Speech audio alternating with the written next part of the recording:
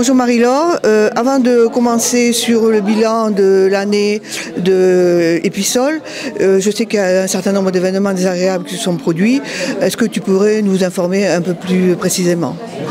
Oui, bonjour Françoise. Donc nous avons depuis le mois de janvier reçu plusieurs lettres anonymes remplies de haine, de propos diffamatoires, d'insultes, de menaces aussi, puisque ces lettres elles ont été envoyées au conseil départemental, un double aussi au Secours populaire d'Agenmo, à la l'ancienne DDCSPP de la protection des populations, et menace de faire paraître des fausses choses sur les réseaux aussi. Ah, tu veux dire que les premières lettres que vous avez reçues, oui, des copies ont été envoyées à ces divers organismes dont tu parles? Oui. C'est d'ailleurs le Secours populaire qui nous a averti qu'il y avait eu un double, et c'était noté dans les lettres aussi. Alors, comment avez-vous réagi au début? Alors au début, la première, je ne peux pas dire qu'on en a rigolé, mais on en a souri un peu. Et puis, il y en a eu deux autres qui sont arrivés. Puis après, au mois de février, plus grand-chose.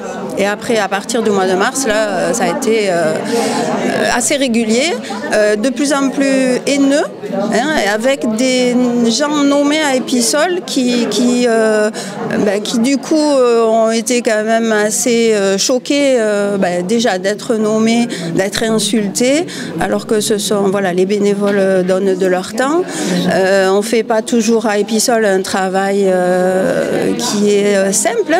Les bénévoles, ils mettent les mains dans les légumes pourris, etc. Donc c'est pas toujours, c'est du travail difficile.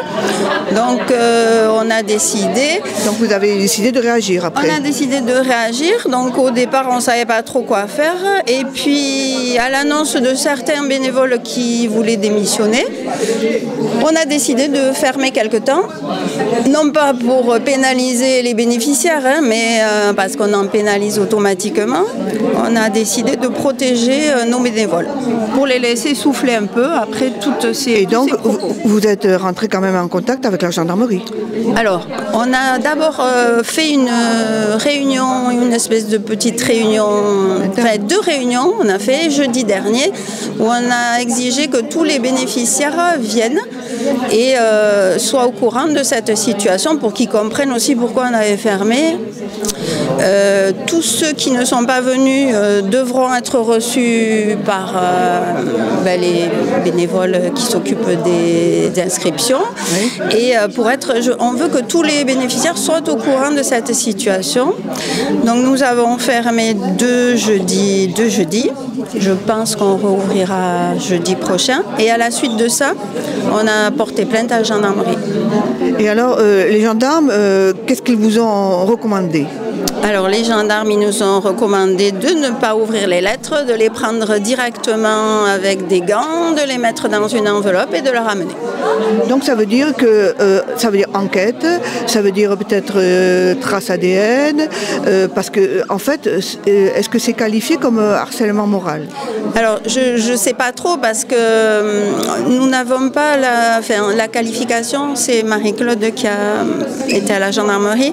On ne sait pas comment c'est qualifié, mais il y a un peu de tout, puisqu'il y a de la diffamation, puisque ça a été envoyé, il y a des menaces, il y a tout un tas de choses. Donc du coup, mais c'est sûr qu'au bout de la 10e lettre, je pense qu'on peut dire que c'est du harcèlement.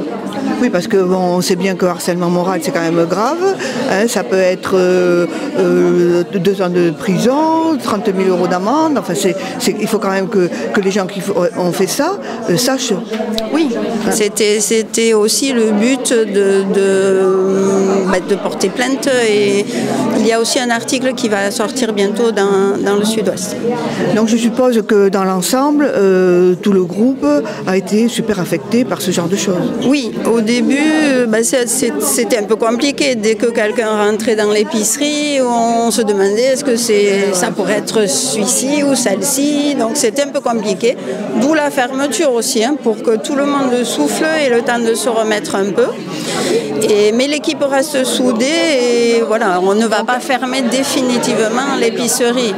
Bon alors un peu, maintenant qu'on a parlé de cet événement malheureux, un petit bilan là, de l'année? Oui, alors je lis mon petit papier parce qu'il y a quelques chiffres. Donc on a eu une augmentation à peu près de 11% du nombre de passages en caisse. Ça veut dire que les personnes qui avant venaient à l'épicerie peut-être 1 ou 2 fois par mois viennent plus régulièrement, au moins 1 fois par semaine. On a à peu près 65 foyers qui viennent tous les jeudis. Ce qui implique que nous avons fait multiplier par 5 nos achats, puisqu'on a quand même eu une baisse de dons depuis que les supermarchés peuvent vendre jusqu'à la date du jour. Oui. Donc à ce moment-là, il y a moins de...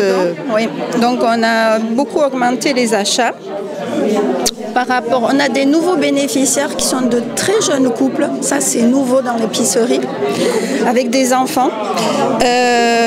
On a acheté aussi beaucoup plus de fruits et de légumes, 11% de plus grâce à des subventions. Et également, ce qui fait qu'on achète plus, c'est que la banque alimentaire qui nous fournissait avant l'essentiel de nos produits, elle aussi manque de produits, donc on est obligé d'acheter à côté. Mais nous, on avait fait le choix d'acheter uniquement sur des magasins qui existent à Aged. Bon, voilà, sur des produits locaux. Des produits locaux. Et des magasins locaux. Voilà. D'accord. Sinon, l'épicerie se porte bien. Il y avait une très bonne ambiance jusqu'à maintenant, jusqu'à ce qu'arrive cet événement qui, j'espère, ne va pas se reproduire. Hein. Bon courage et puis bravo quand même pour tout le travail que vous accomplissez. Merci.